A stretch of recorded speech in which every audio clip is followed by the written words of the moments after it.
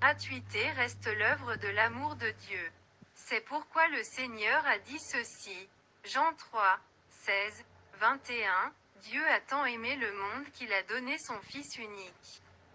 Ainsi tout homme qui croit en lui ne périra pas, mais il obtiendra la vie éternelle.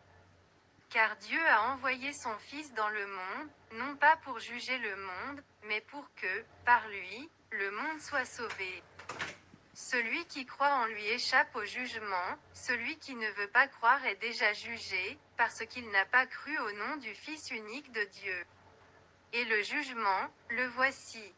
Quand la lumière est venue dans le monde, les hommes ont préféré les ténèbres à la lumière, parce que leurs œuvres étaient mauvaises. En effet, tout homme qui fait le mal déteste la lumière. Il ne vient pas à la lumière, de peur que ses œuvres ne lui soient reprochées, mais celui qui agit selon la vérité vient à la lumière, afin que ses œuvres soient reconnues comme des œuvres de Dieu. Quid les œuvres de Dieu? La gratuité réside dans la charité, la fraternité et l'amour. Tout est gratuit sans contrepartie.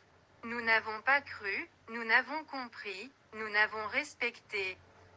Car il a parlé en parabole et personne n'a compris la portée de cette parole. Nous ne cesserons pas de rappeler à l'homme que la volonté de son Dieu réside dans la gratuité et non dans le marché. Ayant créé toutes choses, il nous les avait données gratuitement. Il est notre Père et nous sommes ses enfants, il nous a donné gratuitement. Pourquoi avons laissé le système gratuit au système du marché? Un système alléchant a été institué pour notre ruine. Il est là, il s'impose, il nous attire et nous rend aveugles et idiots. Le diable, l'État, la politique, un seul nom, un seul dynamique pour la folie humaine. La stratégie est simple, il nous a fabriqué une image, mis un signe inutile sur un objet. Il l'a donné une valeur et nous a contraints de l'aimer, de l'adorer, de le glorifier, un objet taillé par les mains des hommes, source de l'idolâtrie liée à toutes nos pensées, à notre quotidien et nos actions. L'argent, psaume 115/4, leurs idoles sont de l'argent et de l'or, elles sont l'ouvrage de la main des hommes, Deutéronome 5/8-9, tu ne te feras point d'image taillée, de représentation quelconque des choses qui sont en haut dans les cieux, qui sont en bas sur la terre, et qui sont dans les eaux plus bas que la terre. Tu ne te prosterneras point devant elles. Et tu ne les serviras point.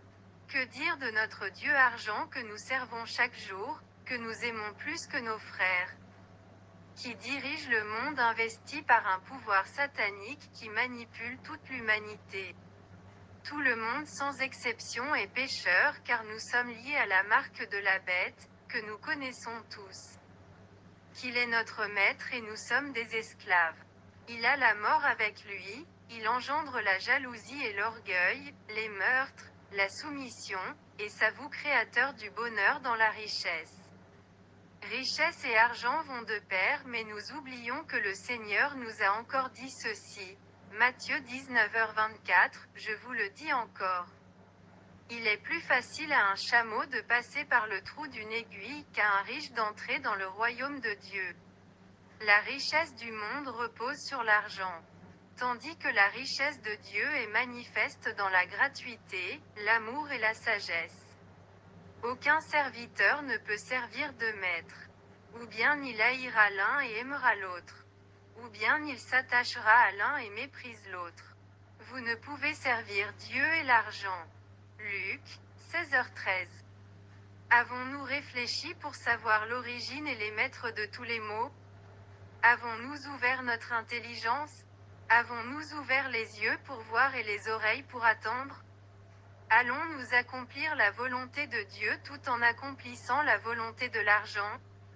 Avons-nous compris que notre vie est entièrement liée à cette force destructrice qui inhibe l'amour du prochain dans nos cœurs? Pourquoi nous ne savons pas comprendre ce qui se passe autour de nous? Le Seigneur a bien dit. Matthieu 11:16. Et, répondant, il leur dit, parce qu'il vous a été donné de connaître les mystères du royaume des cieux. Mais à eux, cela ne leur a pas été donné. Car à celui qui a, il sera donné, et il aura en abondance. Mais pour celui qui n'a pas, cela même qui la lui sera ôté. C'est pourquoi je leur parle en parabole. Parce qu'en voyant ils ne voient point, et qu'en entendant ils n'entendent ni ne comprennent. Et pour eux s'accomplit la prophétie d'Ésaïe, qui dit, vous entendrez de vos oreilles, et vous ne comprendrez point, et en regardant, vous regarderez, et vous ne verrez point. Car le cœur de ce peuple s'est engraissé, et ils ont ouï dur de leurs oreilles, et ils ont fermé leurs yeux. De peur qu'ils ne voient des yeux, et qu'ils n'entendent des oreilles, et qu'ils ne comprennent du cœur, et qu'ils ne se convertissent, et que je ne les guérisse. Mais pour vous, heureux sont vos yeux, parce qu'ils voient, et vos oreilles, parce qu'elles entendent. Vous voyez puisque vous savez que l'argent séduit et rend aveugle l'homme, c'est l'image satanique champion de la rivalité et de l'égoïsme, de l'orgueil et de la perfidie. On ne peut pas dissocier l'argent de l'État, et l'État de Satan. Nous continuons à vivre dans l'obscurité tant que nous sommes dirigés par Satan. Les États du monde préfèrent se surnommer État et le nom du pays c'est Satan et le nom du pays. Ex-État belge ou Satan belge.